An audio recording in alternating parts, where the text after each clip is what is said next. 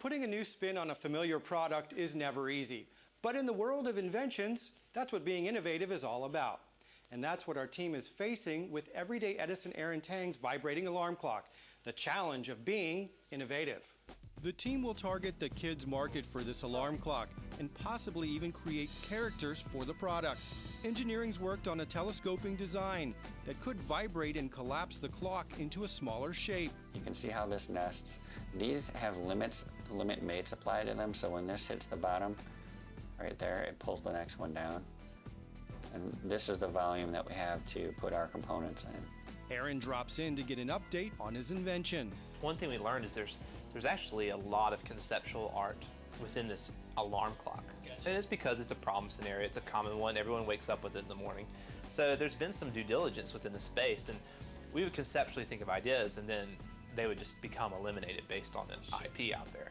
Daniel shows Aaron the different concepts the team has looked at, from the collapsible design to the idea of animal shapes. This is kind of a Snoozy the bear concept here, and its eyes open and everything else. And it's using these nodes that would normally move as appendages, so they're kind of getting some movement. It's interesting to see more for the mass market, going for the kids target, because I learned a lot of things that I didn't research since I didn't take that pathway. There's the idea for a rechargeable battery base. The final design is driven by how much the product could be sold for. From a commercialization standpoint, we really had to assess whether it really is for children or for adults. After reviewing the market research, we realized it really is for children. From that, we gathered that the price point really needs to be a $19.99 amount. Its final form is a sphere, and this is great from a manufacturing standpoint and electronics packaging, because we have flat surfaces for electronics that are a flat form. Sure. And then we have these halves that we can mold the componentries to. It also allows us to hide simple things like battery doors and stuff like that. The final design will retain the nodes on Aaron's original prototype. What was going on when you were choosing the pattern? It was based off, again, the sea anemone, looking at the tentacles, different designs, and of course the other thing I was looking at is how they actually rolled around, like based on if they're shorter nubs, longer nubs, if they're rubbery nubs that actually acted as springs. This is what allows us to get to where the buyers for retail, our commercialization team, our engineering team, can actually produce a product that goes to market. So that's it. That's the exciting thing. Okay, cool. Yeah, for that price point. Yeah. So you know, I never thought I had a slightly higher price point before, but 20 bucks is pretty good. The design process is just, for me, it's like sleeping.